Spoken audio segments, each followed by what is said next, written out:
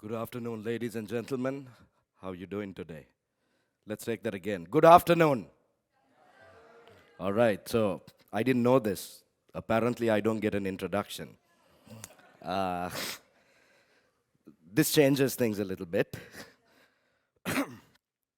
Okay, so can you guys hear me?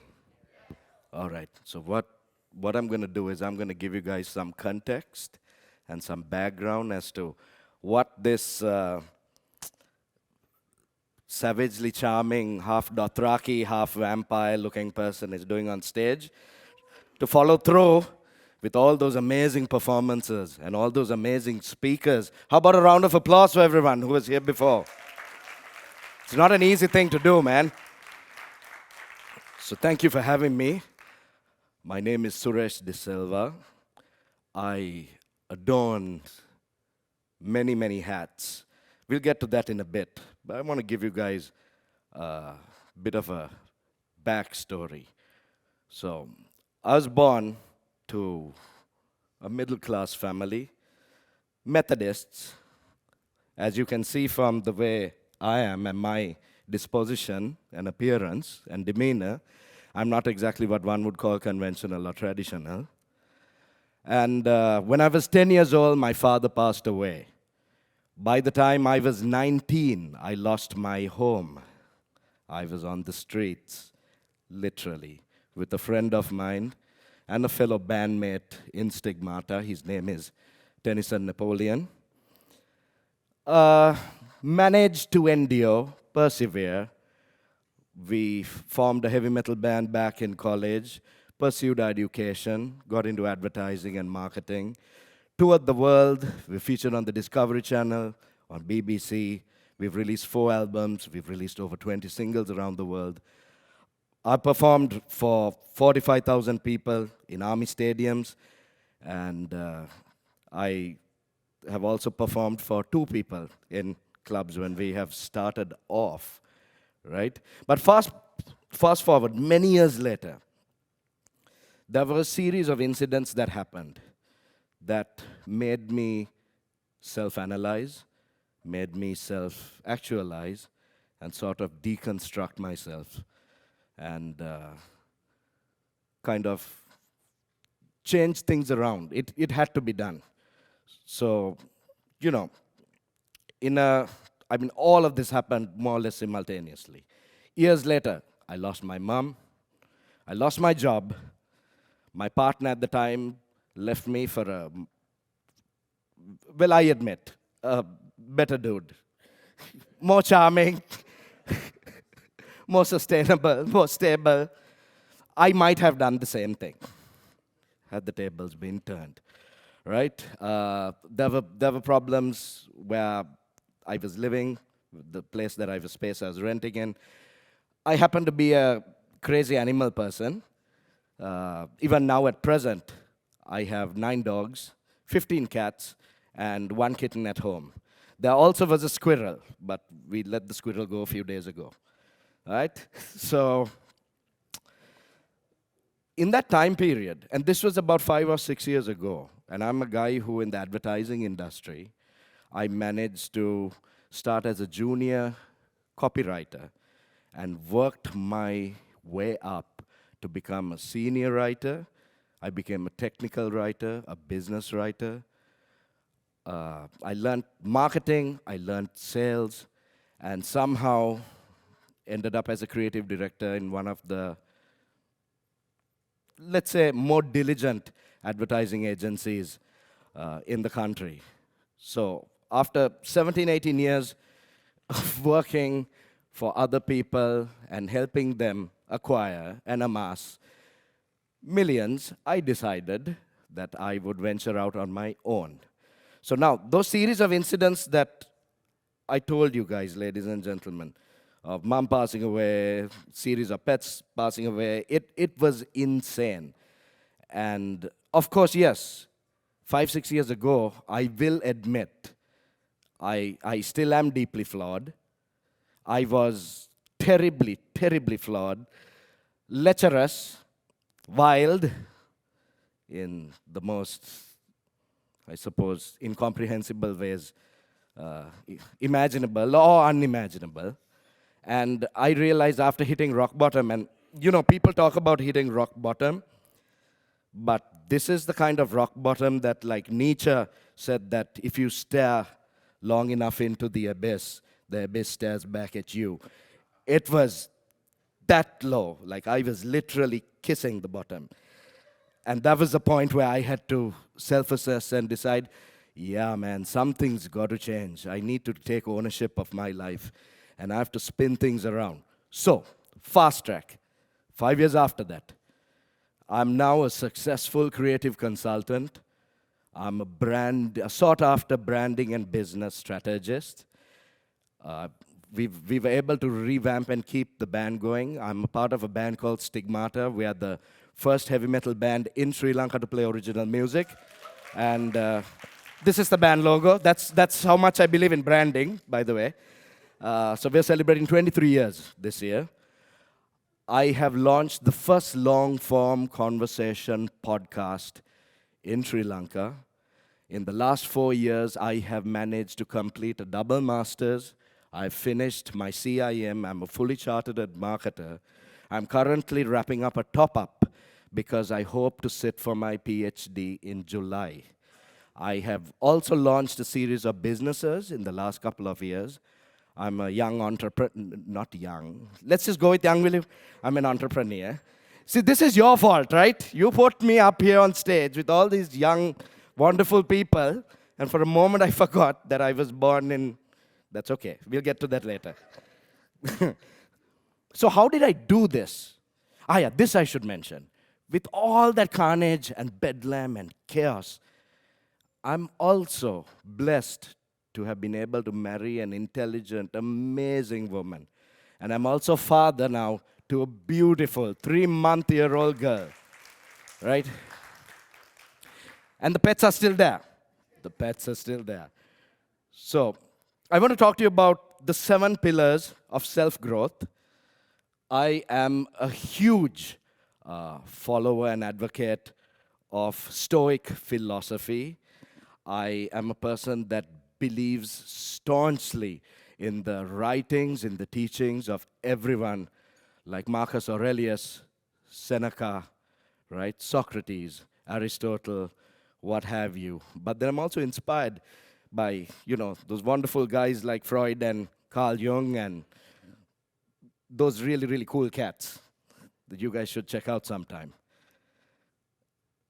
What I've done is I put together my own philosophy and conceived 7 pillars of self-growth, and I'd like to quickly talk to you guys about each of those pillars. Hopefully, it'll add some worth and some value to all of you, regardless of age. Now, see, that's where the age thing comes in. So I'm not that young. So anyone who says it's too late to do this, too late to do that, rubbish. I had to really program myself to use the word rubbish. I was told very specifically, you have to use euphemisms here. There are kids. Number 1, gratitude. Now, we heard about gratitude before, but it is an extremely important thing. I have been really, really, throughout my life, because of a lot of the loss and tragedy, I sort of, how do you say this? I created this license for myself to be a really, really nasty chap sometimes. Maybe even toxic to a certain degree to people around me. And one thing that I started doing a couple of years ago is I started to practice gratitude. So what I do, the first thing when I wake up every morning, first thing, be it with the eyes closed or eyes open, it doesn't really, really matter, I practice gratitude. By that, what I mean is I start with a list, not in any chronological order, right? I start off that I'm grateful to be alive. A lot of people don't have that luxury. I'm grateful to wake up in the morning with all my faculties and my limbs intact. A lot of people don't have that luxury around the world.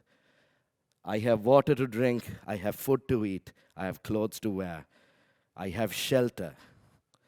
And I'm blessed with a wife and daughter, amazing friends, brilliant bandmates, business colleagues, and the list goes on. And then I think of like family, then I start thinking of everyone, including my students. I'm a lecturer also, by the way. I lecture MBA and MSc students on digital transformation and digital strategy. I left that little tidbit out, sorry, just skipped my mind. So you go through, I'm thankful for the pets, I'm thankful for all my life experiences, and bloody hell, after a while you realize that that list of gratitude, it's a big list that I'm grateful for, right? And these are all people, circumstances, situations, people that might have come into contact with me at some point in my life. Maybe for a short span of time, maybe for longer periods. But I realized that I'm able to detach myself from self and be grateful for the things that I do have in life, which helps me be thankful for the stuff that I don't have in life. And that's a very important lesson. Because, ladies and gentlemen, we sometimes spend so much of time thinking about all the stuff that we don't have, what we ought to have, what we could have, what we should have, that we forget to live in the present, the here and now, and value and respect and love the things that we do have. So gratitude is number one, all right? And this is a beautiful quote, isn't it? It's from a Persian proverb. I cried because I had no shoes until I met a man who had no feet. This quote might stay with you. May it haunt your dreams. Number two, discipline. Is there anything that we can do without discipline, right? Whether you're working out, I don't know whether you guys could tell, whether, to sing and do the kind of stuff that I do on stage. So I act also, so I do theater as well. I forgot to mention that also. This is why there are introductions, people. You've made my speech very sporadic now. I'm going all over the place. But discipline, even if you're studying, right? I'm studying as well. So all you students here, I know how hectic it is. Lecturers and teachers, I know how crazy it is to teach and to prep for different classes and different students of different age groups.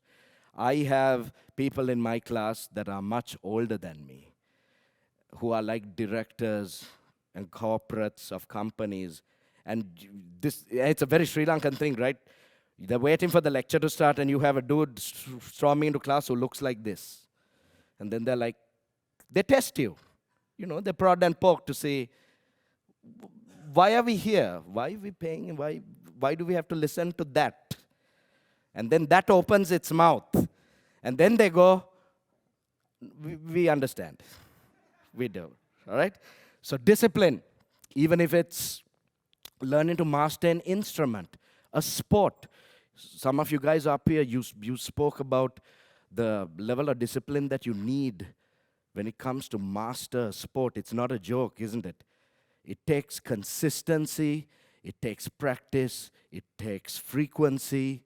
You need to develop your skill sets, your acuity, and all these things will only come with experience.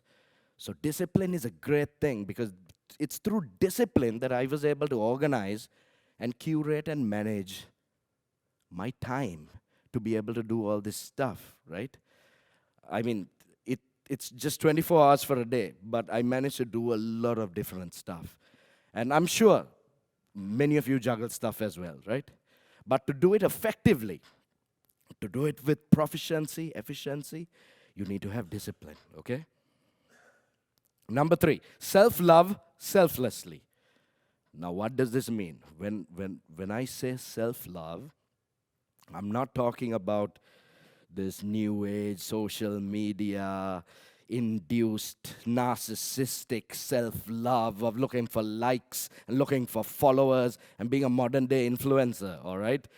When I'm talking about self-love, I'm talking about the ability to be able to respect and value yourself. Sometimes we try to spend too much time respecting and appreciating other people without first understanding and identifying that we need a little bit of gratitude and a little bit of respect for ourselves. That's a good place to start. Once you start there, and then you externalize, you stumble upon, you create a sort of snowball effect, a cause and effect, as it were, where you're genuinely resonating with other people with more sincerity, right? Number 4, a plan is not a strategy. We tend to mix the two things up. Now, what is a plan? A plan, we can say, is an intended goal or an objective that we want to achieve. It's a task or a goal that we want to achieve. The difference is with the strategy, it's where you actually use taciturn, or you use clear-cut, curated tactics, and you have a method to implement that plan into reality. So, being able to establish the plan from the strategy is a big difference, because once you start to strategize things, then you're able to strategize things to curated time periods. You can have a short-term, mid-term, long-term strategy. And within those curated time periods, you can start to execute the plans you have. If not, we know this, how many people go into every new year with New Year resolutions. We've all seen this, this year will be different. And that lasts all of 2 weeks. So what happens? How do the plans fall flat on their faces? Because there's no strategy, right? Number 5, bear with me, just a bit more. I know you guys are super tired. It's been a long day, right? Number 5, 2 important things. This is a double-barrel thing. Be fearless. Be fearless to fail, and then learn from your mistakes. A lot of the reason of why we stop ourselves from really progressing and evolving in life, even in terms of transformation or self-growth, is because we limit ourselves. We set paradigms and parameters and boundaries for ourselves with regards to what we can do and what we can't, right? Because we're afraid to fail. We're afraid of embarrassment. We're afraid of humiliation. We're afraid that if we don't succeed, and if we are not the best at what we do, that we're going to look, well, like fools. And these are perfectly normal feelings. But imagine all the people, the greatest people out there, from the amazing J.R.R. Tolkien, to Einstein, Thomas Alva Edison, to Metallica, and Iron Maiden, and Bach, and Beethoven, and Da Vinci. Imagine if they had not failed. You think all those people got it right in one go, one crack? That would be amazing. But no. If Elon Musk, Zuckerberg, Steve Jobs, Richard Branson, you can keep going on and on. We hear the success stories of all these people. You know what we are not told? How many times they have failed to get where they are, right? Then the other part of this is, it's all right to make mistakes. We are told, this is a very societal thing, where contemporary society judges us and rebukes us too much. The moment you make a mistake, you're not good enough. Be better, do better. Those things are fine. If you have thick skin, like some of us, our generation, do, then, but we're living in different times. And we're all diverse, we're different. Some are more sensitive than others, all right?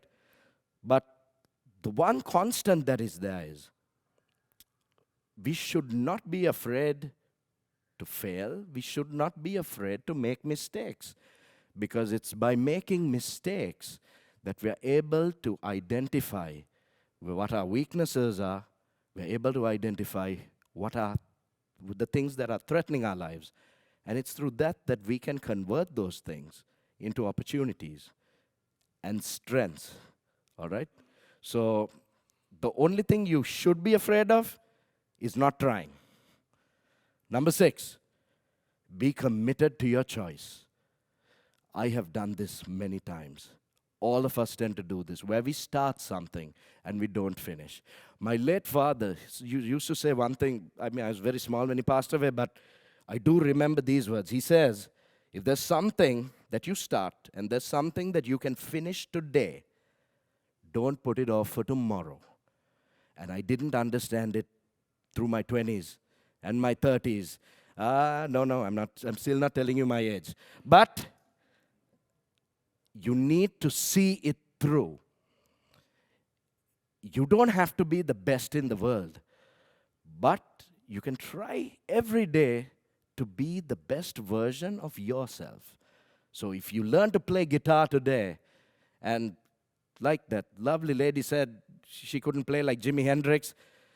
Man, I know people have been playing, madam, I know people who've been playing guitar for like decades who still can't play like Jimi Hendrix. But here's the thing. He's a complete, unique individual. All of us have a level of authenticity and uniqueness of our own.